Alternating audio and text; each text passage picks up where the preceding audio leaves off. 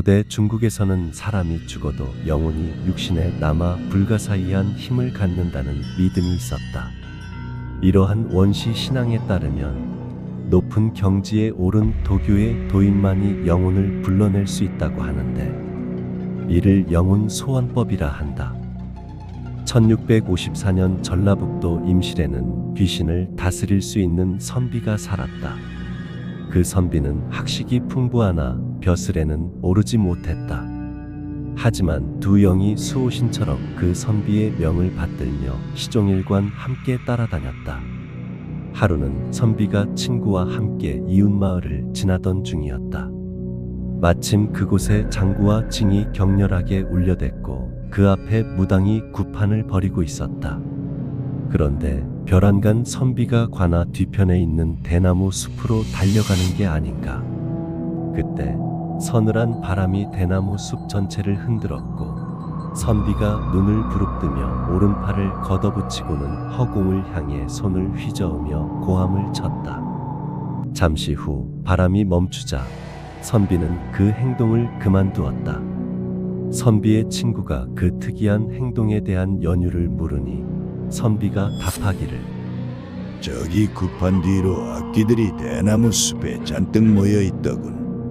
만일 내가 악기를 몰아내지 못했다면 이 마을 전체에 큰 우환이 닥쳤을 걸세. 그러던 어느 날 선비는 뜻이 맞는 친구와 여행을 하고 있었다. 그러다 갑자기 선비가 허공을 향해 소리쳤다. 그 여자를 놓아주어라. 냉큼 놓지 못할까. 곁에 있던 친구는 선비의 위협적인 행동에 섬뜩 겁을 먹었다. 자네 왜 그러는가? 그러나 친구가 물어도 선비는 허공만 노려볼 뿐 아무런 대답도 하지 않았다. 어느새 해가 뉘엿뉘엿 저물고 어둠이 짙게 깔렸다. 선비와 친구는 하룻밤묵을 주막을 찾아 두리번거렸다. 주변에는 민가만이 드문드문 있었고 민가 사이로 기다란 솟길 끝에 환한 불빛을 뿜어내는 주막이 자리했다. 그들은 곧장 그곳으로 향했다. 그러나 그들을 맞이한 건 주모의 냉담한 반응이었다. 오늘은 손님을 받지 않습니다.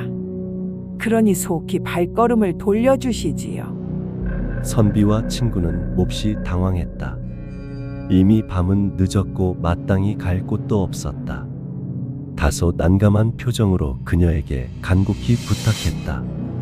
그러나 주모는 아랑곳하지 않고 되려 쌀이비를 들어 강제로 그들을 내쫓았다. 한참 동안 실랑이를 벌이던 그때 문틈 사이로 소란을 지켜보던 젊은 여인이 나직이 주모를 불렀다.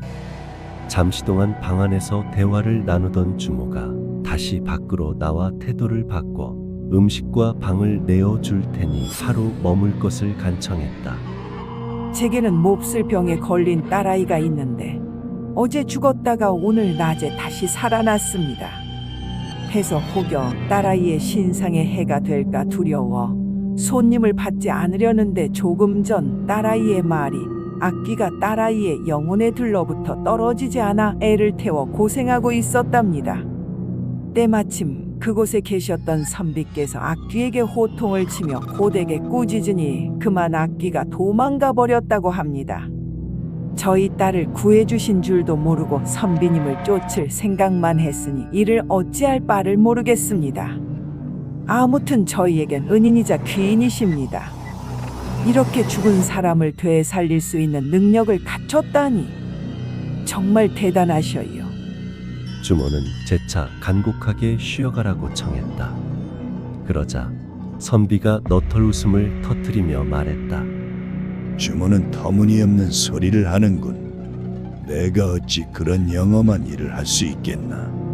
따님이 죽다 살아나서 그냥 하는 말이겠지. 다행히 죽을 고비를 넘겼다고 하니 그것으로 된 것 아니겠나. 세속화된 검은 욕망에 사로잡히면 영적인 시야는 금방 흐려지고 말 터. 하지만 그 욕망을 버리고 평안한 마음으로 되돌아간다면 천인까지 불멸의 존재를 볼 수 있나니 일각에선 또 다른 말도 전해진다. 육체의 방해물이 모두 사라지면 신을 영접할 수 있다. 이기적인 욕망이 없다면 어두운 밤에도 황금빛 금광을 볼 수 있고, 모든 불쾌하고 해로운 생각을 떨쳐낸다면 산짐승인 사슴조차 내 옆에서 놀 것이다.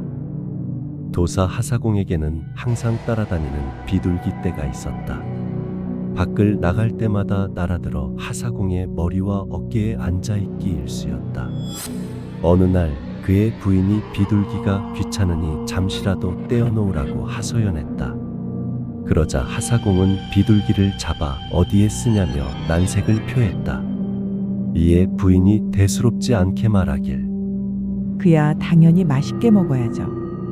이튿날 하사공은 부인의 말을 마음에 두고 밖으로 나갔다.